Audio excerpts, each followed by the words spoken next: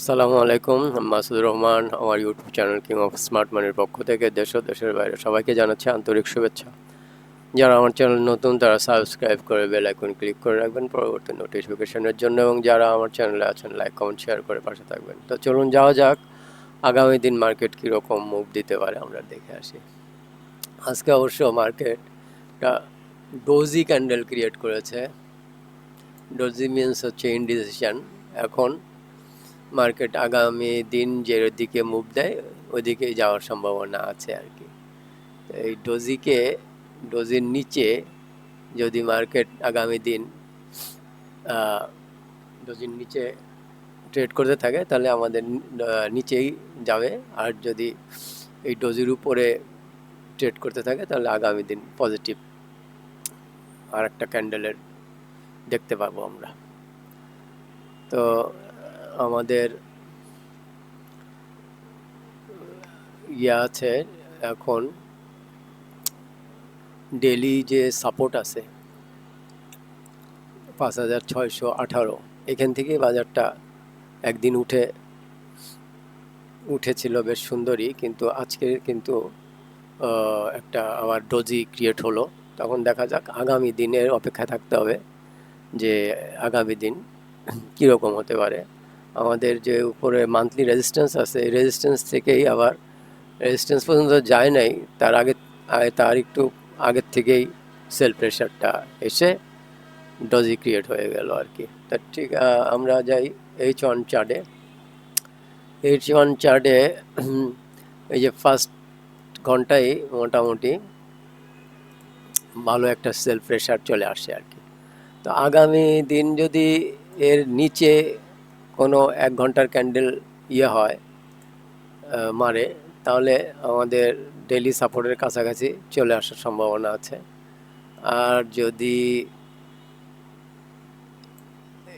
এইখানে একটা ভালো ক্যান্ডেল যদি ক্রিয়েট করে H1 চার্টে, এখানে যদি আবার কিছুক্ষণ সাস্টেন করে, তাহলে আমাদের এই মান্থলি রেজিস্ট্যান্স আছে এটা ভেদ করে আবার উপরের দিকে চলে যাওয়ার সম্ভাবনা আছে।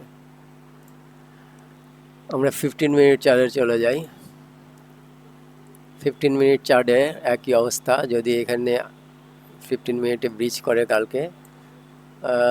এখন কালকে একটা ব্রিজ করার সম্ভাবনা আছে। যদি ব্রিজ করে, যদি এখানে আবার কিছুক্ষণ থাকে, তাহলে আমাদের ডেইলি সাপোর্টের কাছাকাছি আসবে আর কি। আর যদি উপরের দিকে যায়, এইটার উপরে যদি একটা ভালো ক্যান্ডেল হয়, তবে এখানে যদি টেকে প্রাইসটা কিছুক্ষণ, তখন আমাদের এই মান্থলি রেজিস্ট্যান্স ভেঙে যাবে। একবার কিন্তু ভাঙছে, কিন্তু ভেঙে বেশি থাকতে পারে নাই, ওখানে টিকতে পারে নাই। এই যে একবার ভেঙেছিল কিন্তু ওখানে টিকতে পারে নাই, আবার চলে আসছে সে, আবারও ভাঙবে হয়তোবা যদি এর উপরে কালকে যায়। এখন আগামী দিন মনে হচ্ছে যে এটার উপরে যাবে কি না জানি না, তবে মনে হচ্ছে আগামী দিন একটু নিচের দিকে আসার সম্ভাবনাই বেশি।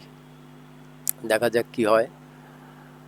তা আমরা যারা মোটামুটি এই চ্যানেলের সাথে সম্পৃক্ত তারা কিন্তু 3বার এন্ট্রি নিয়েছি। 2বার আমাদের মোটামুটি, 2বারে আমাদের একবার একটু লস হয়েছে, একবার একটু লাভ হয়েছে। আর এইবারও এন্ট্রি নিয়েছি, এখনও বের হয়নি, যেহেতু আমাদের আছে ডেলি সাপোর্ট এখনও ভাঙে নেই। তবে আগামী দিন যদি এইরকম ডেলি একটা ক্যান্ডেল ডেলি বেসিসে যদি ক্লোজিং দেয় নিচের দিকে, আমাদের সাপোর্ট ভেঙে যদি নিচের দিকে ক্লোজিং দেয়, তাহলে কিন্তু আমরা বেরিয়ে যাব সব স্টক থেকে, আমরা যেগুলা মধ্যে হোল্ড করে আছি।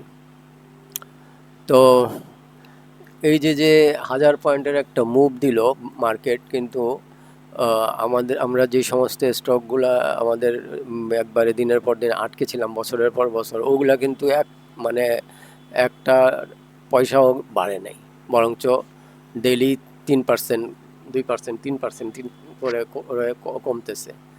এবং এইখানে মুভমেন্টের সময় তো হয় নাই, কমছে, এবং এখন যে আবার 50% রিজেকশন দিল, এর মধ্যেও ওই সমস্ত স্টকগুলা শুধু কমছে।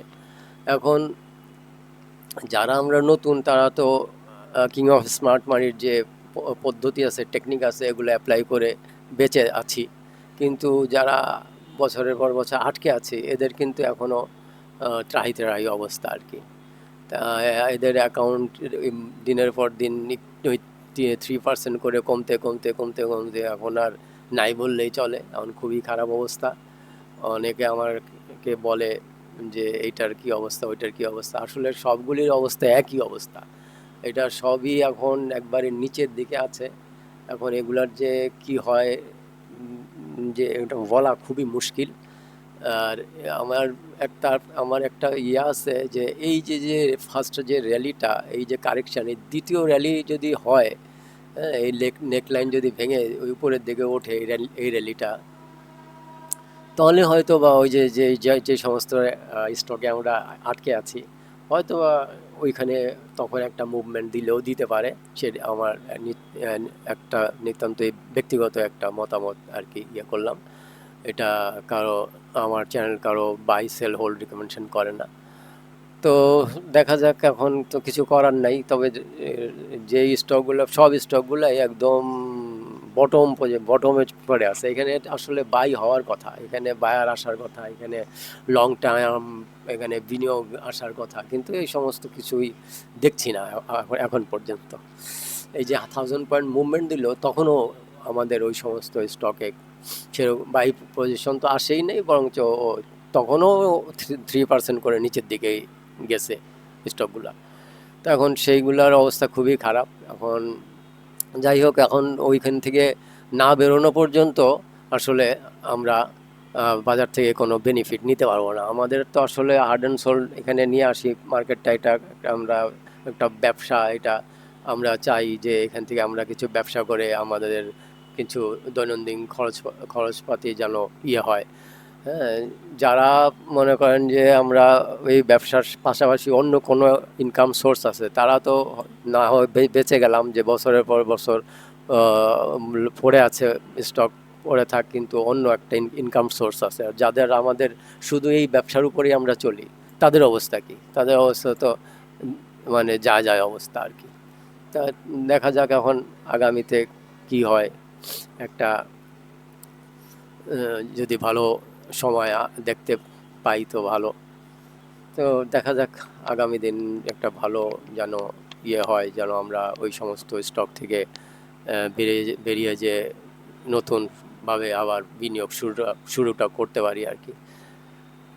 তো আহ, এইখানে আমরা যারা বিনিয়োগ করেছি তারা কিন্তু এই যে এইখানে যখনই, যেদিনই এই সাপোর্টকে ব্রিজ করে নিচে ক্লোজিং দেবে, আমরা কিন্তু তখন আবার আহ, আমাদের পজিশন থেকে স্কোয়ার অফ করব। তো আজকের মতো এখানেই শেষ করছি। আপনারা ভালো থাকেন, সুস্থ থাকেন, মা বাবার প্রতি খেয়াল রাখেন। আল্লাহ হাফেজ।